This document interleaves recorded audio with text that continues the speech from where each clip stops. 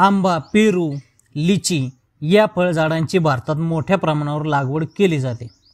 त्यामुळे शेतकऱ्यांना चांगला नफा देखील मिळतो। मात्र शेतकऱ्यांना हवे असल्यास ते अक्रोडच्या शेतीतून लाखोंची कमाई करू शकतात। असं अक्रोड देखील आंबा, पेरू, लिचीपेक्षा जास्त महाग विकले जातात।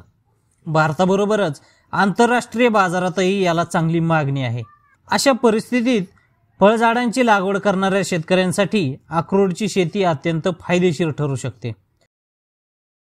देशातील डोंगराळ राज्यांमध्ये अक्रोडची लागवड मोठ्या प्रमाणात केली जाते।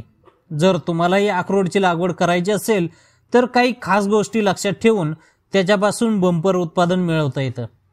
कृषी तज्ञांच्या मते अक्रोडची लागवड उष्ण आणि थंड अशा दोन्ही हवामानात करता येते। विशेष म्हणजे 20 ते 25 अंशांमधले तापमान त्याच्या लागवडीसाठी चांगले मानले जाते। अशा तापमानाच्या ठिकाणी अक्रोडची लागवड केल्यास बंपर उत्पादन मिळतं। पण सर्वात महत्त्वाची गोष्ट म्हणजे तुम्ही ज्या शेतात अक्रोड लावत आहात तिथे पाण्याचा निचरा करण्याची चांगली व्यवस्था असायला पाहिजे। म्हणजेच अक्रोडच्या शेतीत कधीही पाणी साचू नये, यामुळे पिकाची नासाडी होऊ शकते।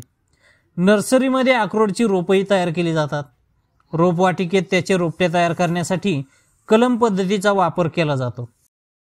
विशेषतः जुलै आणि ऑगस्ट हे महिने रोपवाटिकेच्या तयारीसाठी चांगले मानले जातात। बिया पेरल्यानंतर त्याची रोपे 2 ते 3 महिन्यात तयार होतात। जर तुम्हाला हवे असेल तर तुम्ही ही रोपे आधीच तयार केलेल्या शेतात डिसेंबर महिन्यापर्यंत लावू शकता। अक्रोड लागवडीसाठी चिकण माती चांगली मानली जाते। माती भुसभुशीत असेल तर उत्तमच। अक्रोडचं पीक या प्रकारच्या जमिनीत चांगलं उत्पादन देतं।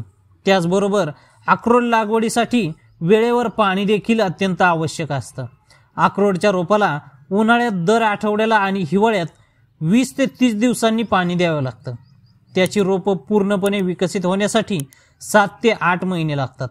ते 4 वर्षांनीच फळ देण्यास सुरुवात करतं। यानंतर सुमारे 25 ते 30 वर्ष ही रोपं उत्पादन देत राहतील। सध्या बाजारात अक्रोडचा भाव 700 ते 800 रुपये किलो आहे। यानुसार शेतकऱ्यांना केवळ एका रोपातून 2800 रुपये उत्पन्न मिळू शकतं।